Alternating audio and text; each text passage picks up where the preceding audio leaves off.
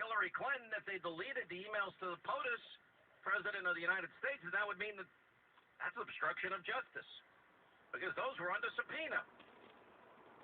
So simply put, the president, for him, this could be Watergate. WikiLeaks also discovered that the campaign was tipped off by the Department of Justice. That's where collusion is there about the release of the information about Hillary's email server.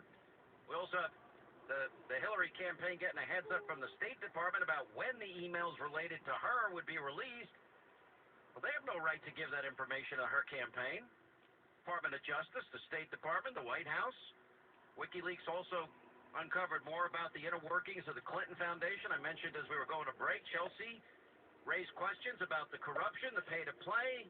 Remember what the AP had reported, 55% non-governmental people that met with Hillary Clinton while she was Secretary of State, they were donors, pledging money. Also the report that after the earthquake, the Clinton Foundation raises all this money for Haiti, and the State Department and Hillary is making special lists who the donors are that might benefit financially from the money they're raising to rebuild Haiti. Ooh, that's called pay-to-play.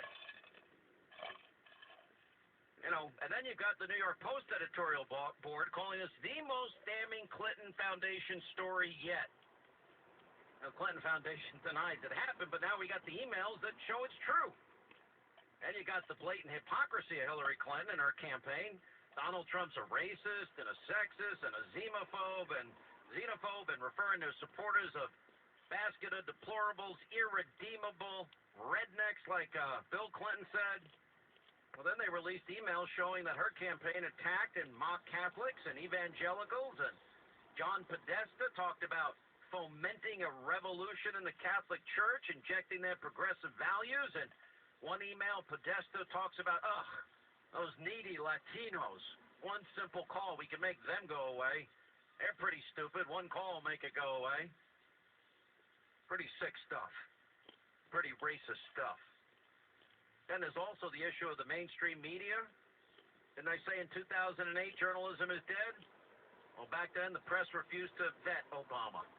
Now they refuse to vet Hillary. What the WikiLeaks people found about your media is disgusting. John Harwood, CNBC, praising Hillary, bragging about his attack at Trump as a moderator of a debate.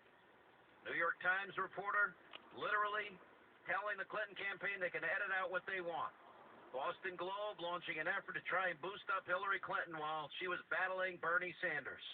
Head of Univision giving the Clinton campaign advice.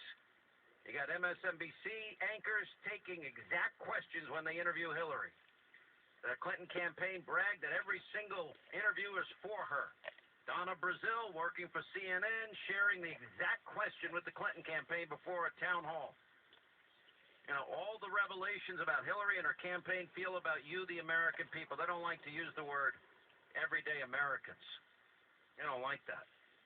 By the way, Michelle Obama is so upset. Why did she allow all these rappers at the White House during her time as president that use that word all the time that Trump used?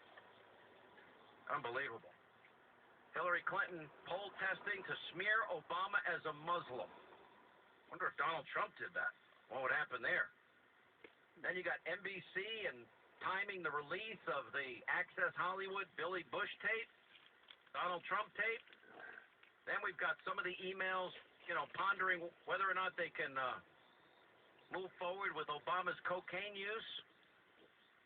Podesta asking Clinton lawyers, you think we should hold emails to and from Obama? Really? That would be against the law, John. You breaking the law? I hope you have a good lawyer, because this ain't going away. Trust me. It is not going away. Your nightmare is just beginning. One other thing, Hillary's campaign, they were scared to death about Bill's Energizer girlfriend. Anyway, two close aides to Hillary privately fretting about Bill Clinton's girlfriend. Saw her picture in last week's Inquirer, Cheryl Mills says. Probably need to revisit our Whitehaven conversation, and Mills added in the email to Podesta. And anyway, the conversation presumably about Julie Tauber McMahon, who Secret Service agents gave the nickname Energizer to, according to Ron Kessler's book, The First Family Detail, and Secret Service agents revealed the hidden lives of presidents, and then the Inquirer ran a story about Bill's wild sex romps with the mistress in Hillary's own bed. And Podesta responded to Mills with only the letter K. Okay, we better deal with Bill. And Bill's sexist stuff. He's still up to his old shenanigans. Then, of course, we got WikiLeaks revealing that the Clinton camp is posting fake, sexist Trump job ads.